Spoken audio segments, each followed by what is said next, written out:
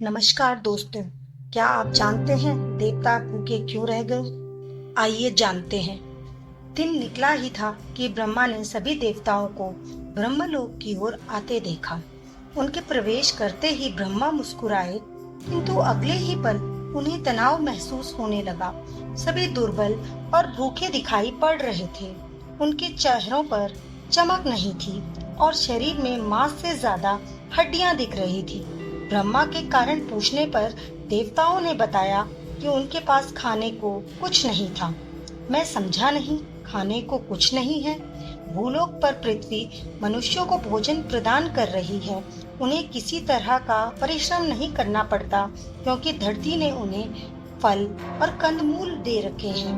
किंतु यहाँ स्वर्ग में हमारे पास खाने को कुछ नहीं है। हम अपना निर्वाह कैसे करें? यज्ञों के माध्यम से, ब्रह्मा ने उत्तर दिया।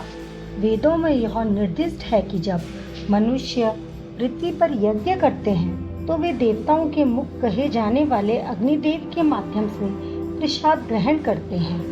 अग्नि में दी आहुतियां सीधे आप तक पहुंचती हैं। इसके बदले में आप मनुष्यों को वरदान और आशीर्वाद प्रदान करते हैं। यज्ञ ऊर्जा के आदान प्रदान का माध्यम है, जिससे सभी को लाभ मिलता है। यह सहजीविता का साधन है जो देवताओं और मनुष्य दोनों को पोषित करता है। हम यह जानते हैं, इंद्र ने कहा, मनुष्य नियमित रूप से पृथ्वी पर यज्ञ भी कर रहे हैं, किंतु उनका प्रसाद हमारे पास तक नहीं पहुंचता। क्यों? अग्निदेव के कारण। वे अपना कार्य ठीक से नहीं करते। कामदेव ने शिकायत की। अग्निदेव ने आगे आकर हाथ जोड़कर कहा, मैं वास्तव में दोषी हूँ।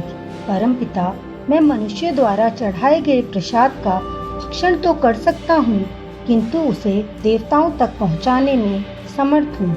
मुझे वह कला नहीं आती, इसलिए देवता मेरे कारण भूखे हैं। आप ही बताइए, मैं क्या करूँ? ब्रह्मा हैरान थे। उन्होंने अपने चारों सिरों को खुजाया, किंतु उन्हें समस्या का हल नहीं सूझा। फिर उन्होंने विष्णु से सहायता मांगी। विष्णु ने उनसे कहा, प्रकृति से प्रार्थना करो। माँ प्रकृति, वह हमारी सहायता कर सकती हैं। ब्रह्मा ने प्रकृति का आह्वान किया। प्रकृति ने अनुष्ठान संबंधी प्रसाद की अधिष्ठात्री के रूप में तुरंत एक देवी को उत्पन्न कर दिया।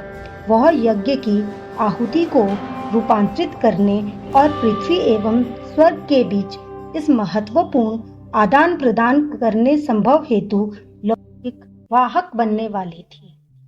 आप ही अब हमारी जीवन रेखा हैं। ब्रह्मा ने देवी को आशीर्वाद दिया।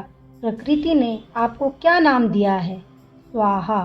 ब्रह्मा ने घोषणा की, अब से यज्ञ में अग्नि को अर्पित की जाने वाली प्रत्येक आहुति स्वाहा शब्द के साथ समाप्त होनी चाहिए। यदि उसका नाम नहीं लिया गया तो अग्नि में दी गई आहुतियां देवताओं तक नहीं पहुंचेंगी। स्वाहा के बिना उच्चारित किया गया कोई भी मंत्र फलहीन वृक्ष, विषहीन सर्प और अज्ञानी मनुष्य के समान होगा। वह यज्ञ अपूर्ण और अशुभ माना जाएगा। देवी ने देवताओं की रक्षा कर ली थी। ब्रह्मा ने अग्निदेव का विवाह स्वाहा से करा दिया और दोनों सदा के लिए एक हो गए। तो दोस्तों, और अगर आपको ये जानकारी महत्वपूर्ण लगती है तो कृपया इस चैनल को लाइक और सब्सक्राइब करना ना भूलें।